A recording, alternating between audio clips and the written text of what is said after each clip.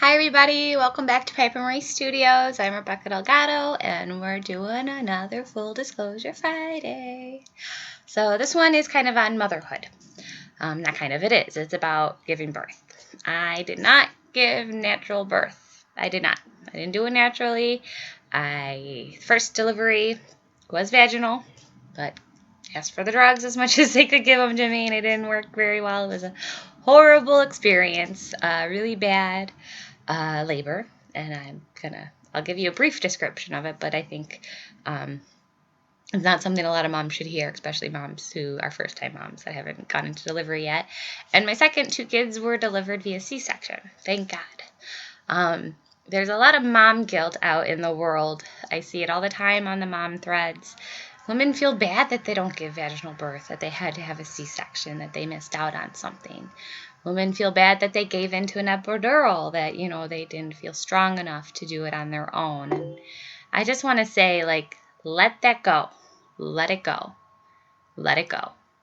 My first delivery turned out my pelvic bone is not big enough to give a safe vaginal birth.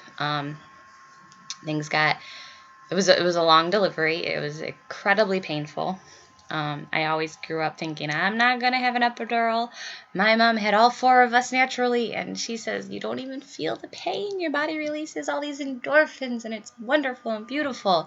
And for her, I'm sure it was. But I think I have my dad's family's body, and my body just doesn't operate the same way my mom's does. And I'll be honest with you, I was sitting there and I had to be induced, first of all, because my son was coming really late, and I could have waited it out like another week or so, but my grandpa's birthday was coming up, and how cool of a gift would it be to deliver one of his great-grandchildren on his birthday? So we decided, instead of waiting to 42 weeks, we waited to 41 weeks and 4 days or something like that, and I was induced the day before my son was born.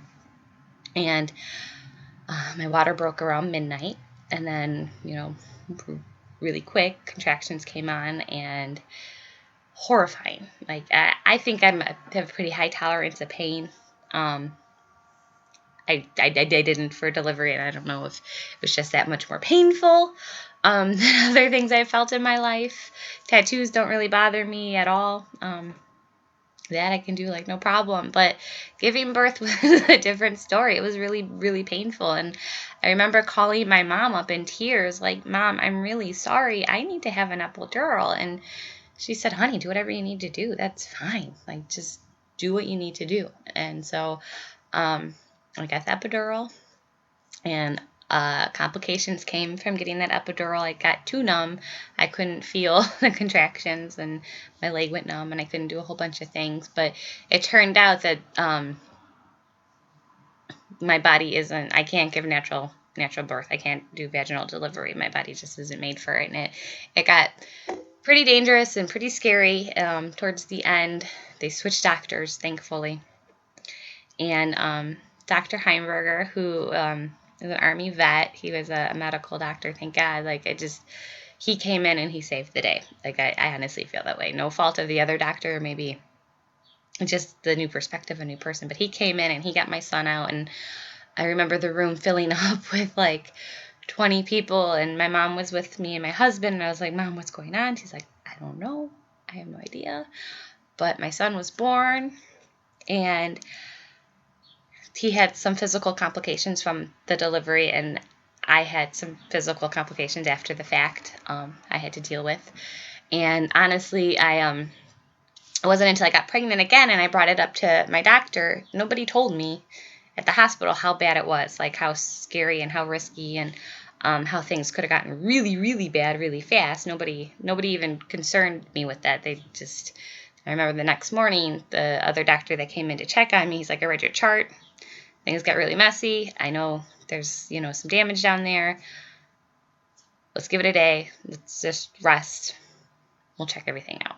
And then, the follow-ups, everything was fine. So, and you forget all that. Your child comes out and you forget how painful it was. You forget how scary it was. You see that little body and you hear that little cry, and all that disappears. All that pain and all the horribleness of labor just went away.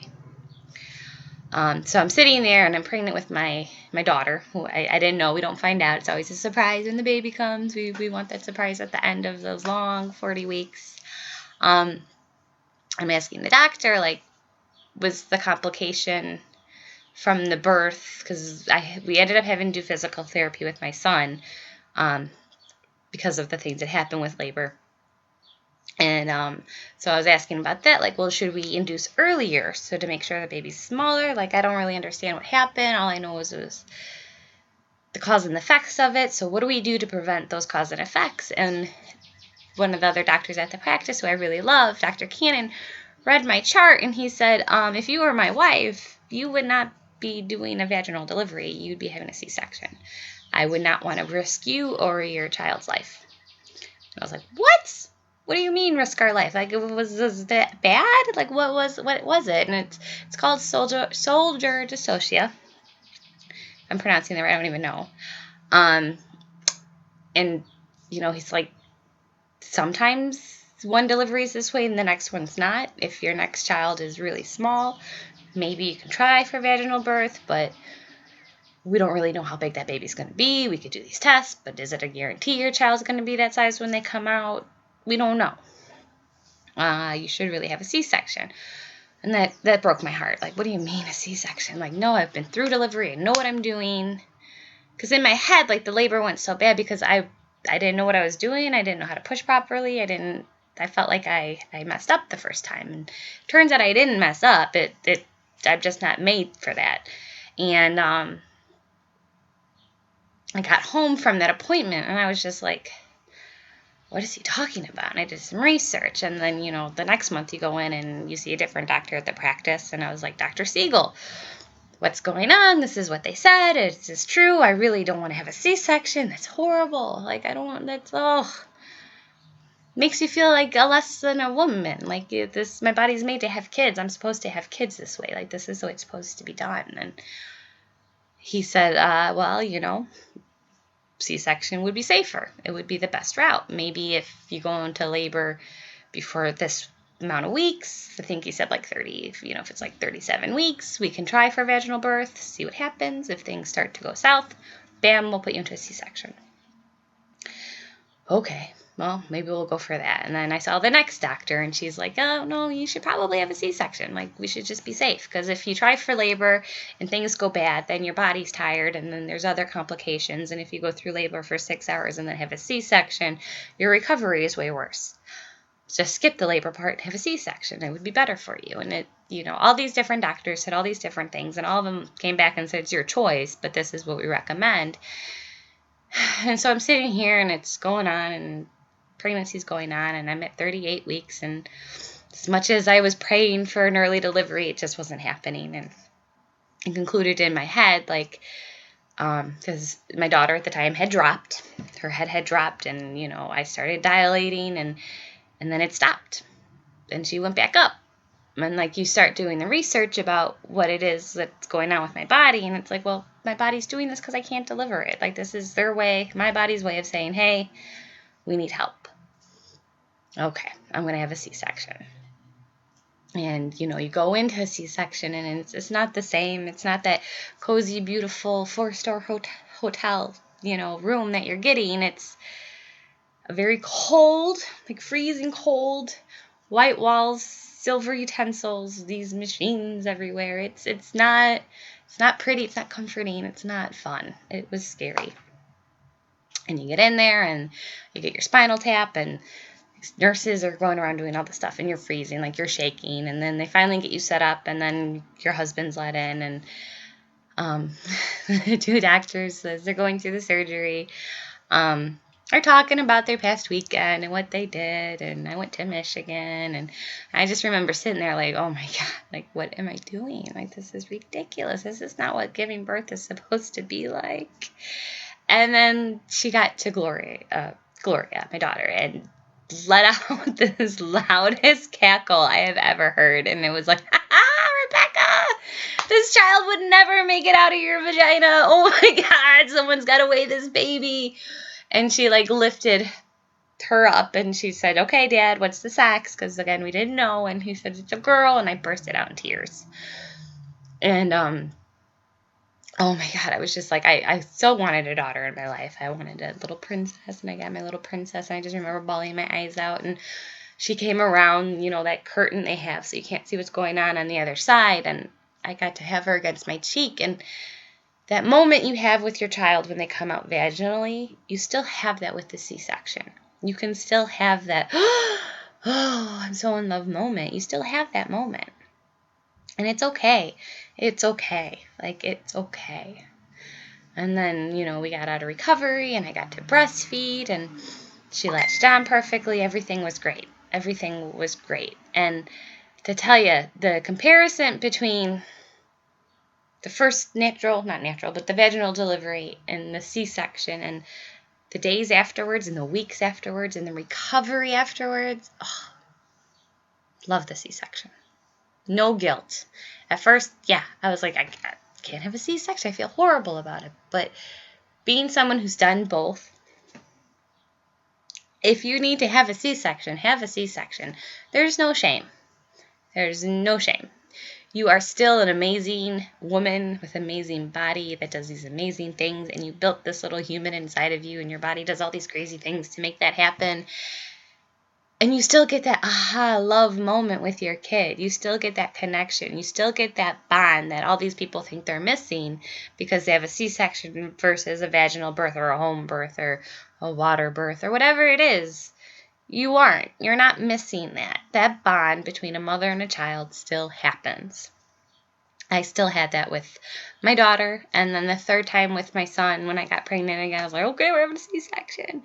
And it was fine. It was great. I got to schedule it. I knew we actually did that on my brother-in-law's birthday. And it was awesome.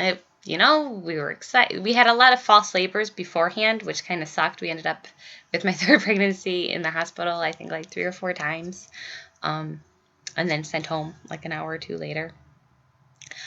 So we made it to the pick date, the scheduled C-section, and he came out, and my husband said it's a boy, and he was named after the great-grandpa that my first son was born, and my brother. They share a name. They share a middle name, and that's who my son's named after. And he came up, and I got to hold him right away against my cheek, because your arms still work, and you can't move really, but you still get to have that skin to skin, and you still get to have that moment of love and beauty, and there's no shame in it. There's no shame in C-sections. If that's what you need to do, do it. And don't have that mom guilt afterwards, because it's still beautiful. It's still amazing. And thank God we're able to have these C-sections. Thank God medicine is that way, because one of my great-grandmas passed away during labor. Maybe she had the same thing I had. Maybe if I had thought, first kid, I'm going to have a home birth, I might not be here. My son might not be here. And if I wasn't here, then my 2 other kids wouldn't be here. And if I, was really ignorant about it and didn't listen to the doctors and said no C-section, and I went into the second delivery and things got really bad and complicated again, I might not have my daughter. Or my son might not have a sister or a mother. So thank God we can have C-sections. If you can have a natural delivery and you're okay with it and you're okay with the pain and you can do it without any drugs, awesome, fantastic. That's great. But that doesn't make you more of a mom than it makes me for having a C-section, for having an epidural. And that goes for everybody. Everybody's birth is different. Everybody's story and journey as a mother is different. And nobody is better or worse than the next one. As long as you're doing the best you can with the best information you have, that's all you can do. And that makes you great. So that's my birth stories, my 3 stories, and my full disclosure on Friday. This is the story of my birth. So don't have mom guilt. Don't have it, especially when it comes to labor and your pregnancy. Be proud of however that child came out, however it took you to get pregnant, however your pregnancy went. be proud. Be proud you made it through it, and be proud that you have that child. And do not shame yourself for not doing it the way some people say you should, because everyone's different. So that's my Full Disclosure Friday for this week. I hope you guys have a wonderful weekend. Let me know your birthing story. Now, remember, if you're going to tell your birth story and it was really horrifying, leave out the really, really, really bad stuff, because we don't want to scare moms. We all know it exists, but we don't want to hear it. But you could tell us, I had a complicated this, and this is the follow-up to it. Tell us your great birthing stories. Tell us your home birth stories. Tell us your stories. How did you give birth? I want to hear about it. All right, you guys. Bye.